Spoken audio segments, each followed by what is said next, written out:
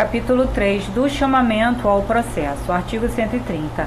É admissível o chamamento ao processo requerido pelo réu, inciso 1, do afiançado na ação em que o fiador for réu, inciso 2, dos demais fiadores na ação proposta contra um ou alguns deles, inciso 3, dos demais devedores solidários, quando o credor exigir de um ou de alguns o pagamento da dívida comum. Artigo 131. A citação daqueles que devam figurar em litisconsórcio passivo será requerida pelo réu na contestação e deve ser promovida no prazo de 30 dias, sob pena de ficar sem efeito o chamamento. Parágrafo único. Se o chamado residir em outra comarca, seção ou subseção judiciárias ou em lugar incerto, o prazo será de 2 meses. Artigo 132. A sentença de procedência valerá como título executivo em favor do réu que satisfazer a dívida, a fim de que possa exigi-la por inteiro do devedor principal ou de cada um dos codevedores a sua cota na proporção que lhes tocar. Capítulo 4. Do incidente de desconsideração da personalidade jurídica. Artigo 133. O incidente de desconsideração da personalidade jurídica será instaurado a pedido da parte ou do Ministério Público quando lhe couber intervir no processo. Para primeiro, o pedido de desconsideração da personalidade jurídica observará os pressupostos previstos em lei. Parágrafo segundo. Aplica-se o disposto neste capítulo à hipótese de desconsideração inversa da personalidade jurídica.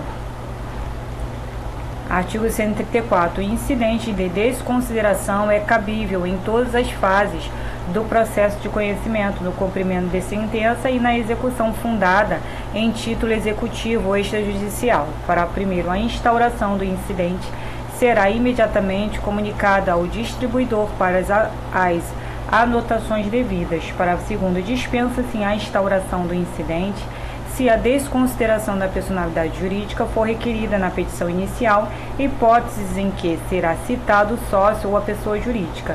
Para terceiro, a instauração do incidente suspenderá o processo, salvo na hipótese do parágrafo segundo.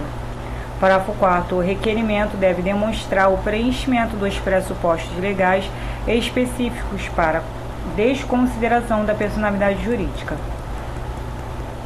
Artigo 135. Instaurado o incidente, o sócio ou a pessoa jurídica será citado para manifestar-se e requerer as provas cabíveis no prazo de 15 dias. Artigo 136. Concluída a instrução, se necessária, o incidente será resolvido por decisão interlocutória.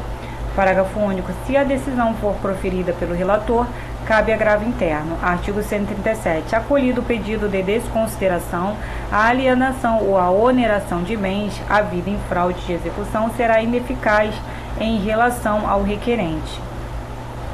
Capítulo 5 do amicus curiae. Artigo 138. O juiz ou o relator, considerando a relevância da matéria, a especificidade do tema, objeto da demanda ou a repercussão social da controvérsia, poderá, por decisão irrecorrível de ofício ou a requerimento das partes, ou de quem pretenda manifestar-se, solicitar ou admitir a participação de pessoa natural ou jurídica, órgão ou entidade especializada com representatividade adequada no prazo de 15 dias de sua intimação.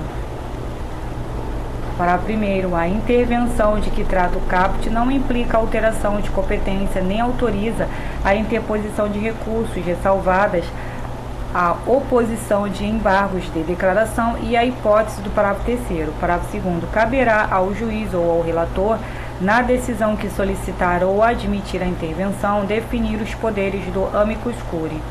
Parágrafo terceiro. O amicus curiae pode recorrer da decisão que julgar o incidente da resolução de demandas repetitivas.